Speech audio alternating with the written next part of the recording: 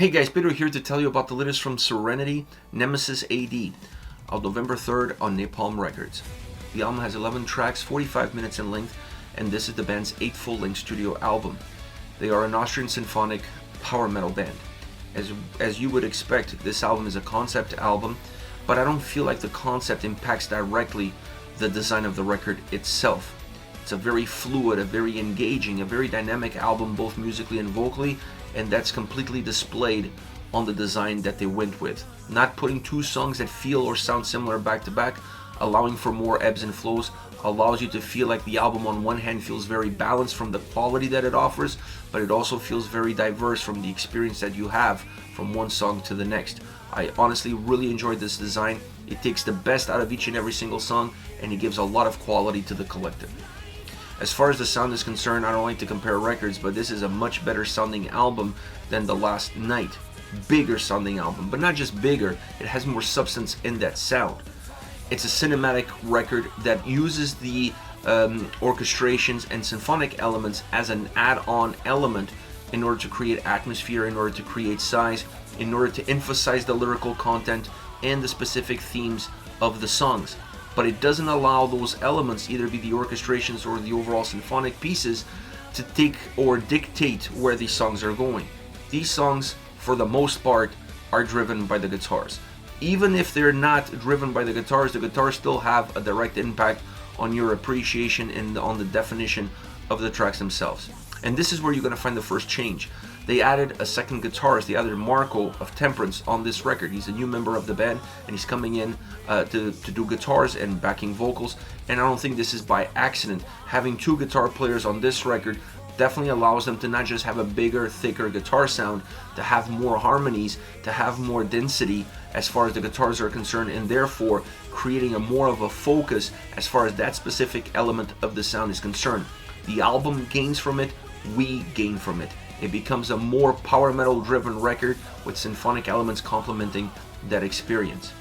Another element that I felt was really important to that thicker, heavier sound that overall this album exudes is the drums. The drum sound on this record doesn't overshadow anything else, but it's undeniably heavy, thick, and powerful, just not overpowering. It knows as far as it can go without surpassing it.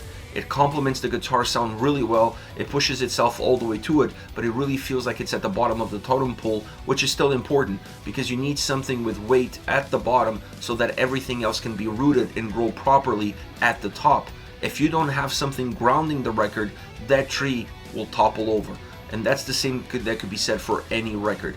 If you want to have that over-the-top symphonic elements that create this larger-than-life experience, you need something within it that creates substance. That's the guitars, and then you need something that grounds it at the bottom, which in this case is definitely the drums.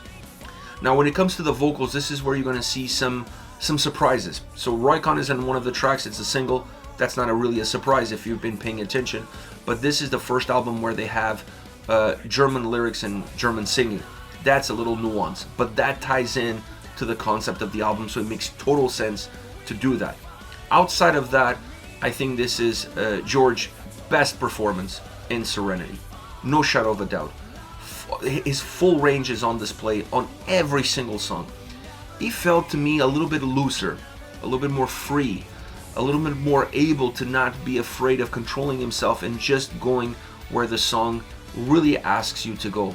He was more dynamic, he was more impactful, his voice sounded better, richer, and definitely gave a lot of life to these songs, and the way he enunciates certain words and certain syllables makes this a more connected record from a lyrical standpoint to a vocal standpoint. It's a really powerful album vocally because of it. He gives a lot of nuances that makes these choruses feel super hooky. A much more hookier album, not only vocally but musically as well, but vocally is perhaps where you notice it first than its predecessor. And when you put all of these pieces together, his performances, the way he approaches each and every single song, you're almost in awe of what he can do and how he can impact positively a track, lyrical content, and the overall definition of an entire album. Great performance by him, the icing on the cake on an album that's nearly perfect. One of the best, if not the best, Serenity album in the last couple of years. This album hits all the right marks. It has all the right elements. from design to length to approach, vocals, adding the second guitars, making the album feel a little bit more thicker, a little bit more powerful, a little bit more heavy, putting more emphasis back on the guitars and not just living off of the synths, keyboards, and orchestrations. This is exactly what I want when I think of symphonic power metal, not forgetting the power in those three words. Now, as far as favorite songs are concerned, I want to start off with Soldiers Under the Cross. Now, this track has all the makings of a ballad, but it doesn't necessarily become a full-on ballad. I love the way that it starts off very stripped down, very beautiful, very majestic, where the vocals lead the way. The beauty of this song is even when the guitars come in with a little bit more thickness, a little bit more heaviness, they're not high tempo, so they don't feel like they're overtaking the song, and the song still feels stripped down, even though it's not musically. This allows the vocals to always be the main focal point of the entire song. I think the only time that that changes is when the solo section comes in. The solo section works really great because it takes a little bit of what the overall song feels like, and it includes that in the way the solo comes across. So it feels like it's capturing not only the essence of the song, is moving the song along, is extending the life of the song with it. So it's a great track from that standpoint. The vocals definitely reign supreme as far as this track is concerned. Next we have the Nemesis. I love the more ethnic sound that this track has. For me, it was hard to pinpoint. Is it a Middle Eastern? Is it bagpipes? I'm not quite sure what it is, but it sounds very ethnic, and it works really well in the track, in the concept of the track, in the sound of the track. It almost makes this song feel like a Myreth track. That's how it comes across. And it works well because it has movement, it has texture, it has layers, super powerful vocally in terms of how it comes across. Very bombastic, over the top, with a bombastic chorus, both musically and vocally. Perhaps a little bit more control in the verses, but then the chorus really explodes and lets things loose. There's a sense of fantasy surrounding this song as well, with the orchestrations and the symphonic elements adding to that sense of fantasy that the track has. Great solo section that also becomes really rich, really explosive, adding energy to the track. But like I said, a track that has so many layers, so much texture, so much being added onto it that makes the experience feel very complete from start to end. Last, definitely not least, The End of Babylon. My favorite song on the entire record. This is what I would consider it the prototypical symphonic power metal track. It has all the right elements, but then it's super hooked. Everything is building up to that chorus. The verses feel a little bit more contained, but they're simmering. They're about to burst. They're almost at the boiling point. When you get to the chorus, it is at the boiling point, both musically and vocally. Super catchy, super hooky, super memorable.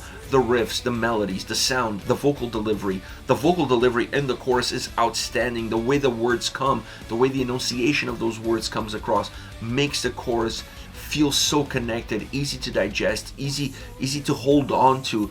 It's a track that's built like an old school song where you almost forget everything because all you want is that chorus. That's all you're really there for.